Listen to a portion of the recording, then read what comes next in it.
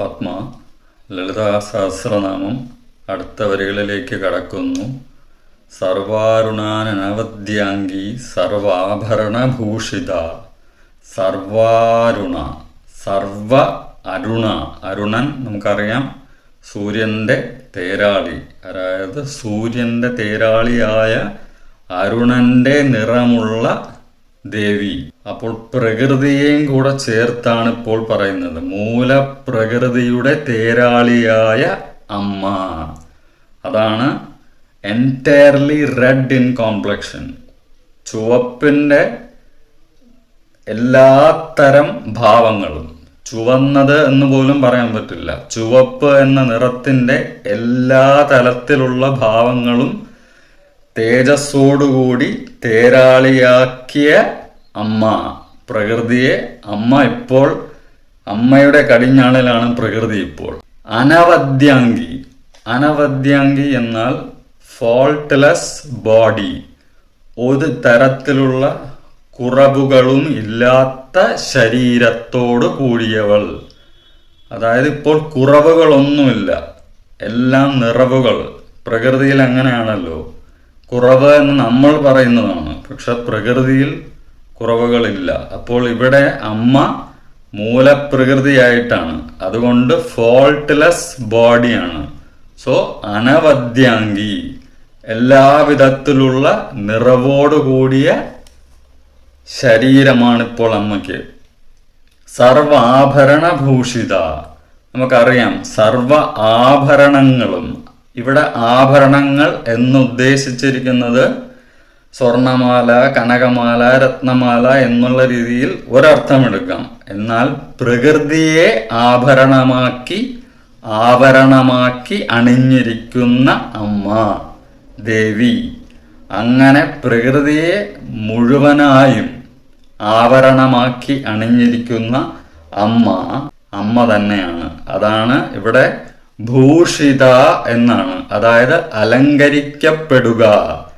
ദേവിയുടെ ചൈതന്യത്താൽ, നിരന്തര ഉപാസനകളാലും ധ്യാനത്താലും മന്ത്രജപത്താലും നമ്മളും അതേ രീതിയിൽ അലങ്കരിക്കപ്പെടും, ഭൂഷിതരാകും ദേവിയുടെ ചൈതന്യത്താൽ. അതാണ് ഈ വരി. ശിവ കാമേശ്വരാംഗസ്ഥ ശിവ സ്വാധീനവല്ലഭ. ശിവ കാമേശ്വര. ഇവിടെ ഇപ്പോൾ കാമേശ്വരനായാണ് ശിവനെ പറയുന്നത്. അപ്പോൾ കാമങ്ങളെല്ലാം അടങ്ങിയ ശിവൻ, അടക്കിയ ശിവനല്ല, അടങ്ങിയ ശിവൻ വിളങ്ങുന്ന അതേ നിമിഷത്തിൽ അമ്മ ഇപ്പോൾ ഏത് രൂപത്തിലാകും? മൂർത്തിമത് ഭാവമാകും. അമ്മയും ഒരു മൂർത്തിഭാവമാകും, അതായത് ഫിസിക്കലി ഒരു ബോഡി ഉണ്ടാവും അമ്മയ്ക്കും. അതാണ് കാമേശ്വര അംഗസ്ഥ. അംഗസ്ഥ എന്നാൽ ശരീരം ഉണ്ടായി, അതാണ് നേരത്തെ ഞാൻ പറഞ്ഞത്. പക്ഷെ എങ്ങനത്തതാണ്? കാമങ്ങൾ അടങ്ങിയ ശരീരമാണ്. അതാണ് ശിവ കാമേശ്വരാംഗസ്ഥ ശിവ സ്വാധീനവല്ലഭ. സ്വാധീന എന്നാൽ നമ്മൾ സ്വാധീനിക്കുക എന്നുള്ളൊരർത്ഥമുണ്ട്. പക്ഷെ ആ സ്വാധീനിക്കണമെങ്കിൽ സ്വാധീനിക്കുന്ന ആൾക്കും അതേ തത്തുല്യമായ ശക്തിയും ബന്ധവും ഉണ്ടായിരിക്കണം, അല്ലേ? ഞാൻ ഒരാളെ സ്വാധീനിക്കുന്നുണ്ടെങ്കിൽ എനിക്കും അതേ സ്വാധീനിക്കാനുള്ള ശക്തിയും ബലവും ബന്ധവും ഉണ്ടായിരിക്കണം. അപ്പോൾ അമ്മ ഇവിടെ സ്വാധീന എന്നാൽ ഇൻഡിപെൻഡന്റ് എന്നുള്ളൊരർത്ഥം എടുക്കുക. ഇൻഡിപെൻഡന്റ് ആണ് അമ്മ, സെൽഫ് കൺട്രോൾഡ് ആണ് അമ്മ. അങ്ങനെയുള്ള അമ്മ ശിവ സ്വാധീനവല്ലഭ. അങ്ങനെ സ്വന്തം അധീനതയിൽ വസിക്കുന്ന അമ്മ ശക്തിസ്വരൂപിണിയായി ശിവവല്ലഭയായി മാറുന്ന നിമിഷത്തെയാണ് ഇവിടെ പറയുന്നത്.